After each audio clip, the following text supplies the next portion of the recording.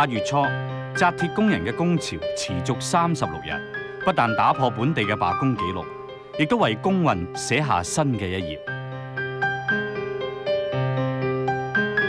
即係工人今次係成功地同個商會係有個集體談判嘅協議，即係大家白紙黑字簽字，話應該點樣加人工同埋點樣減工時。咁呢個行業性嘅集體談判協議呢，可以話喺香港嚟講好罕有嘅。工潮過後，部分紮鐵工人另起爐灶，新嘅獨立工會紮鐵業團結工會今日正式成立，同工聯會屬下嘅紮鐵職工會劃清界線。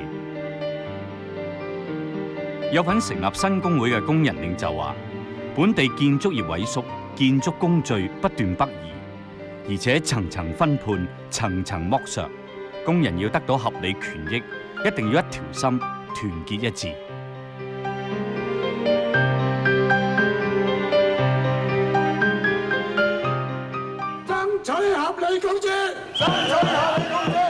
罷工期間撐足36日，仲代表工友同資方談判嘅係黃惠文。入行做紮鐵做咗20幾年，佢話近年香港雖然經濟好轉，但係工人就分享唔到成果，唔單止開工不足，日薪更加由10年前嘅1200蚊減到800，面對剝削只係一味啞忍。低下階層嘅人好多係唔敢講，佢冇文化嘅，佢喺邊度講咧？個個都係咁忍咗佢咯，忍咗去海闊天空。個個都係咁諗嘅時候，就形成啲僱主更加有恃無恐咯。紮鐵工人嘅日薪以前一向由紮鐵商會同工聯會屬下嘅紮鐵職工會每年釐定，不過今年雙方喺未有共識之前，就各自出通告。工會話人工會加到950蚊，商會就話只係加到850。工潮於是一觸即發。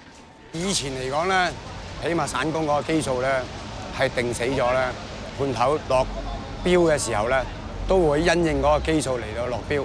因為如果佢落得太低嘅，佢會蝕本噶嘛。呢幾年一個惡性競爭，搶到個嗰個標咁低嚟講咧，又喺工人嗰個開刀咧，就形成今日嘅我果啫嘛。希望工人咧同我哋紮鐵商嘅判商咧係友誼兄弟。我哋希望咧今後勞資繼續衷誠合作。個幾月嘅罷工，工人最後爭取到每日開工時間由原本8個半鐘減到8個鐘，日薪就加到860蚊，但係同原先爭取嘅950蚊仲有一段距離。